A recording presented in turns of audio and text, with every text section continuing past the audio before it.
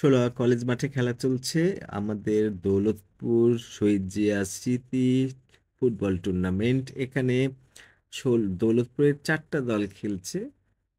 আজকে 8 দিনের দল খেলছে এবং ফলাফলটা আপনাদের আমি আগে জানিয়ে দিই। সেটা হলো যে খেলার শেষে যে নিষ্পত্তি হয় 1-0 গোলে। এই যে ফারদিনের গ্রুপ জিতেছে, যার গোলকিপার হলো রাজুল। এখানে হাফিজ ডেকেছিল, আমি জানতাম না। খুব ভাল লাগলো যে প্রথমের দিকে আমরা দেখেছি যে উদ্বোধনী করে গেছেন মারিয়ার যে আবু সাইদ চেয়ারম্যান, তিনি অনেক বক্তব্য সুন্দর রেখে গেছেন। একেবারে আলো ঝলমল পরিবেশে খেলা হচ্ছে, তবে সেরকম গরম নাই।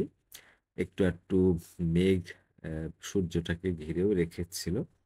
এই যে মাইনুল আমাদের ইমদাদ ভাই, ওদিকে মাঞ্জুর, খেলা খুব বেশ প্রাণচাঞ্চল্যকর। যদিও কম্পিটিশনটা অত বেশি বোঝা যায়নি, তবে হ্যাঁ ওই দিকের গোলেই বেশি বল ছিল, যারা এক গোলে হেরে গেছে। গ্রাম জনতার একটা উৎসুক পরিবেশ। অমিত আমার পাশে বসা, মাঝে মাঝে বাদাম আসছিল। বাদামও একেবারে গরম ছিল। ওরা এমনভাবে বাদাম বেচছে যে গরম রাখে। প্রথম আমি এটা পেয়েছিলাম শাহজালাল যে মাজার, সেখানে আমি যেহেতু ডাব্লিউএসও তে কাজ করতাম, শাহজালালের বা মাজারের সামনে আহ, একটা হোটেলে থাকতাম। আর এই রাত বেশি হলে মাজারের ভেতরে গেলে চানাচুরের যে তার উপরে বাটি দেওয়া থাকে, সেই বাটির কারণে গরম থাকে। তো এখন প্রায় জায়গায় এই জিনিসটা হয়ে গেছে। বাটি রাখে উপরে, ওর তল থেকে চানাচুর মাখিয়ে দেয়। আর এই যে বাদামালা, এর বাদাম কিন্তু খুব ভালো, ভাজাটা খুব যত্ন করে।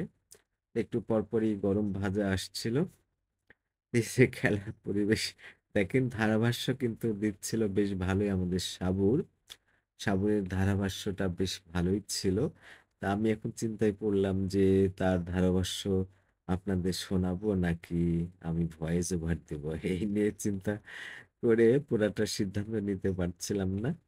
চমৎকার পরিবেশ বলা যায়। আর এই যে কলেজটা যেখানে অবস্থিত, আমাদের দৌলতপুর গ্রামের মাথায়, এটা হলো সিদ্দিক চাচার কাছ থেকে জমি কেনা। এই কলেজটা মাহবুব আঙ্কেলই আসলে সবকিছু করে। পরবর্তীতে আবু সাইদ চেয়ারম্যান আরো স্থানীয় ব্যক্তিবর্গ, তাদের বেশ প্রচেষ্টা ছিল সাথে। তো এইরকম একটা জায়গায় খেলা দেখার একটা মজা আলাদা। আর এই যে বিল্ডিং এর উপরে যদি আপনি যান, তাহলে পুরা দহটা দেখতে পাবেন। আগে এই প্রাচীর ছিল না, প্রাচীরটা 1-2 বছর আগে। তারপরে এই যে গেট আবার করেছে, গেটটা কিন্তু খুব সম্প্রতি। এখন একটু ঘেরা পরিবেশ থাকে, যদিও প্রতিষ্ঠানের সৌন্দর্যের জন্য, পরিষ্কার পরিচ্ছন্নতার জন্য দেওয়াল করে পরে দরজা দিয়েছে। তবে এলাকার মানুষজন হয়তো খোলামেলা একটু বেড়াতে পছন্দ করে, সেই সুযোগটা থেকে অনেকটাই বঞ্চিত এখন। তারপরে আমরা আলোচনা করছিলাম যে তালা চাবিটা হয়তো ফজরের পর থেকে খুলে দিয়ে আবার সন্ধ্যার পরে হয়তো মারা যেতে পারে। প্রতিটা প্রতিষ্ঠানেই কিন্তু এই শহীদ মিনার থাকে, জাল দিয়ে আর্টিফিশিয়ালি তৈরি করা। কয়েকদিন এই খেলা চলবে। এমনি বেশ সবকিছু মিলিয়ে সুন্দর পরিবেশ ছিল। ভালো লাগলো সবকিছু। গ্রামের মানুষজনের একটা উৎসুক উৎসুক জনতা। এই যে আমাদের শহীদুল, আমাদের রিপন আবার আছে। আমি জানতাম না রিপন আসছে। রিপন খুব দৌড়াদৌড়ি করছে, সে খুব ভীষণ প্রাণবন্ত। আর স্টেজটা একটা কর্নারে করা, এদিকে আমাদের সুপারি গাছ, আমি আজকে সুপারি গাছ বলি একিন। আর এই যে ফারদিন, ফারদিন হলো ফিরোজের ছেলে, আলতাফ ভাইয়ের এটা হলো নাতি। তাতে তার নামে এটা করেছে সম্ভবত একটা পরিমাণ খরচের জন্য, মানে যে পক্ষ খরচ করবে তার নাম দেওয়া হবে। তো ফিরোজ সম্ভবত ফাইন্যান্স করেছে, যে কারণে ফারদিন এই গ্রুপের নাম। এটা ছিল অনেক আগে, যখন আবু সাইদ চলে যাচ্ছিল বক্তব্য শেষে, তখনকার এটা ধারণ করা। আমজাদ স্যারের সাথেও দেখা হলো, হ্যান্ডশেক হলো। এই তো ভাল লাগছে।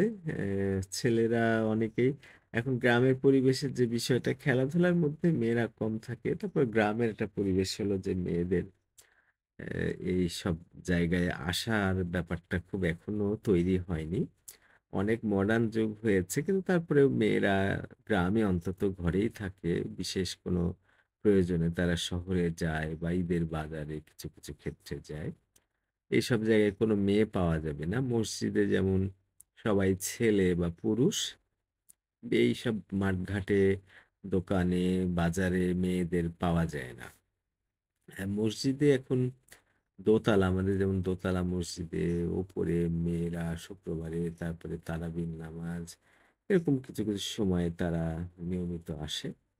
এ যাই হোক মানে গ্রামে যা কিছুই হয় তার একটা আলাদা সৌন্দর্য আছে। নির্মল, খুব সুন্দর একটা পরিবেশ থাকে। আলো বাতাস, দূষিত কোনো বাতাস বা হইচই কোলাহল এরকম না। গাড়ি ঘোড়ার তেমন চাপ থাকে না, হইচই তেমন থাকে না। পরিবেশটা খুব সুন্দর। তবে কলেজটা ঘেরার পরে এমনি সৌন্দর্য নষ্ট হয়েছে। ছাদে গেলে তখন ভীষণ মজা হয়। পুরান দহটা দেখা যায়, আশেপাশে বিল-ঝিল, গাছগাছালি, খুব সুন্দর একটা পরিবেশ। কখনো যদি দূরের মানুষ হয়ে থাকেন এখানে আসেন, তাহলে এই কলেজের ছাদে উঠলে আপনি অনেক মজা পাবেন।